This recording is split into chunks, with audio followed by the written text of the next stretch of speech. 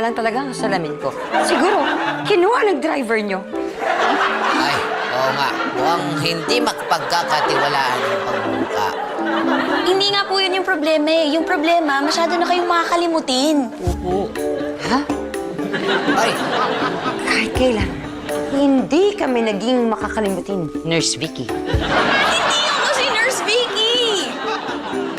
so ngayon pinagbibintangan nyo kami, ha? Ha? Siya ba si Nurse Chris? So ngayon pinagbibintangan nyo kami, nasisinungaling kami. Siya ba si Nurse Gray? Nurse Chris? Eh, di ba gwapo yun? Parang chiseled ang mukha. Ganyan. Pero not quite. Hindi ka umabot. Eh, kailangan po talaga may magbabantay sa inyo. Hindi nyo na kayo may kailangan pambantayan at alagaan. Kaya namin ng sarili namin.